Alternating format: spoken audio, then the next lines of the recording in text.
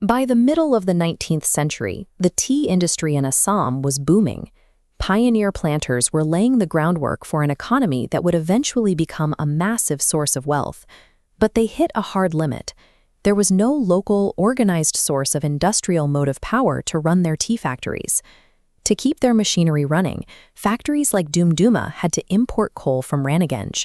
That meant sourcing fuel from over 1,000 miles away. The logistics of this journey were agonizing. The coal traveled by river steamer to Dibrugarh, where it was transshipped onto small boats. These boats then had to navigate at least 50 miles up the Dibru River, fighting swift currents, rapids, and sharp twists where vessels regularly sank. This chart shows the economic toll of that journey. Once you stacked the cost of a 1,000-mile freight route on top of the base value of the fuel, the final price of the coal at the factory was 10 times its original value. This extreme logistical nightmare created an unsustainable bottleneck. The region's entire economic future was choking on its own supply chain. The bitter irony for the planters was that they knew there was coal right next door. The commissioner of the northeast frontier had already proven the existence of massive coal deposits in the Makum field, just 25 miles from the factories. But reaching it was practically impossible. Between the tea estates and the coal field lay a 25-mile belt of dense forest, and the only land route connecting the factories to the river steamers was a dirt path known as the Sadiya Road. During the rainy season, the heavy traffic turned this 60-mile track into a swamp.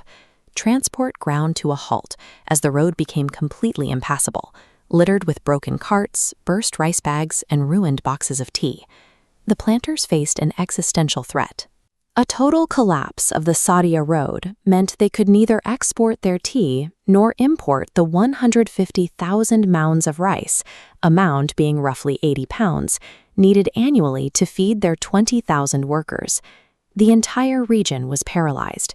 They were sitting right next to immense energy wealth, but blocked from using it by the physical barriers of their own geography.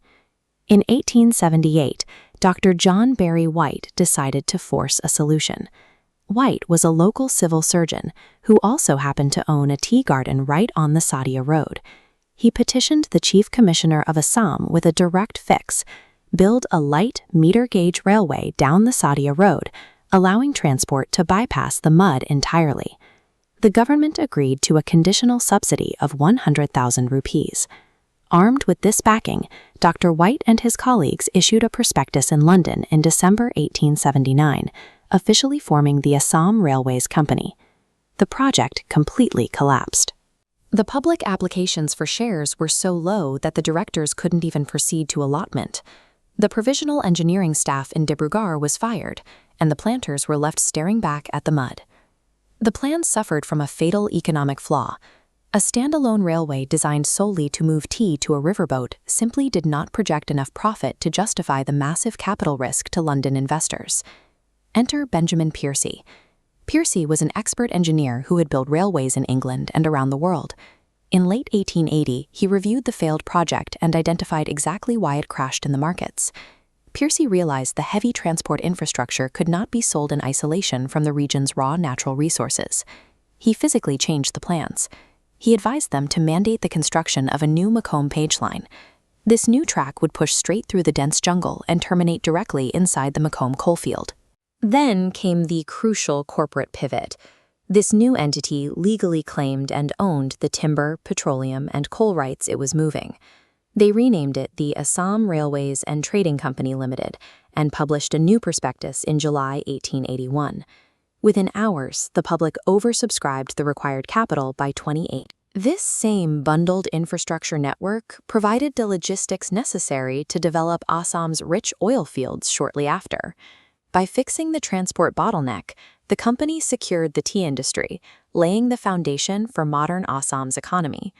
Solving an impossible infrastructure problem often means you can't simply look at the roadblock. You have to widen the scope of the problem itself until the solution pays for itself.